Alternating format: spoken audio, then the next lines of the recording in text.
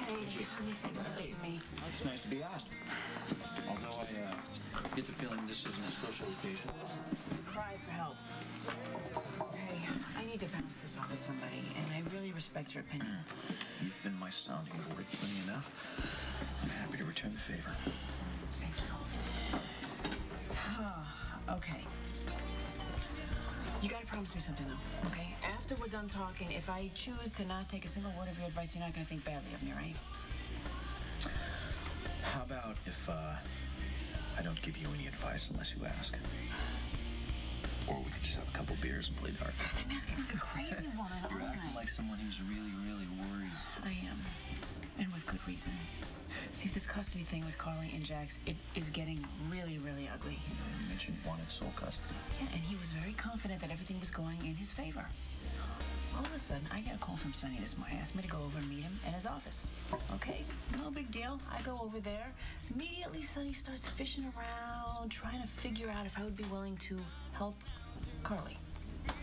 I take it that's code for sabotage, Jax. I told him on no uncertain terms, unequivocally, I was not interested in anything that he had going on. I didn't want to hear about it because I didn't want to feel like I had to go warn Jax that Sonny was up to something. I didn't want the thing to escalate. A wise choice. Yeah.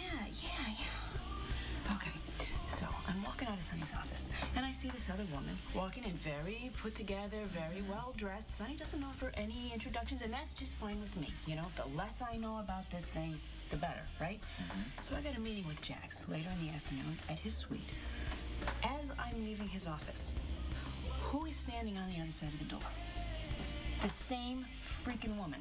Jax introduces her as Grace Yang, the court-appointed mediator for the custody case. Not good. It gets a whole lot worse. Front desk clerk said that Jax was raving, incoherent. We got 6 calls from people on his floor saying that they heard the sounds of a woman being threatened. The same woman, the mediator? What are the odds? She's at Sonny's office this morning, and then all of a sudden, Jax loses his marbles in a taxi this afternoon? It was a setup. Yeah, and a very thorough one, too, because the police went through Jax's suite. They find cocaine and a number of other controlled Jax? substances. You think Yes. he's using cocaine? Absolutely not. I've been working for this man for 2.5 years. The man is not using drugs. Where is he now? He's in police custody. I had to call his lawyers. He should be released anytime. I talked to a friend down at the police station. They said this Grace Yang woman claims he came at her so hard she had to lock herself in the bathroom to escape from him. Sounds pretty damning. You know what? People have called Sonny Coranthos a number of things, very rarely stupid.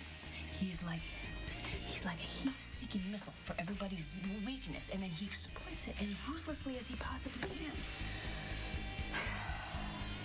Okay. Say what you gotta say. I wasn't going to give you advice, remember? I could go to the station. I could tell the investigating officer that this so-called victim was at Sonny's office this morning. It isn't proof, but it would cast a lot of doubt on her story. See, the problem is, I can't save Jax without giving up Sonny. And I just don't know how to do that. I don't understand. Sonny and I have been friends our entire lives. You know, we were running through the streets playing stickball before we ever went on our first date. I have been keeping Sonny's secrets my entire life. You know, I know this sounds ridiculous, but it's a really hard habit to break. There's a rule in medicine we have: first, do no harm.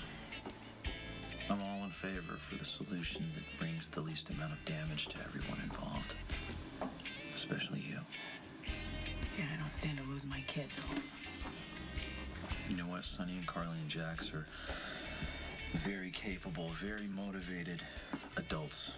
Yeah. They all have access to legal counsel. They'll figure this out. You don't have to sit here and tear yourself apart about it. I just gave you advice, didn't I? It sounded a lot like common sense to me. You know, and I love a man who can throw down with the Hippocratic Oath. The whole first do no harm thing. It's very much like the law of the old neighborhood, which is mind your own damn business. So thank you for pointing that out to me. My pleasure. You're pretty smart, you know that? I try. I bet you still suck at dogs, though.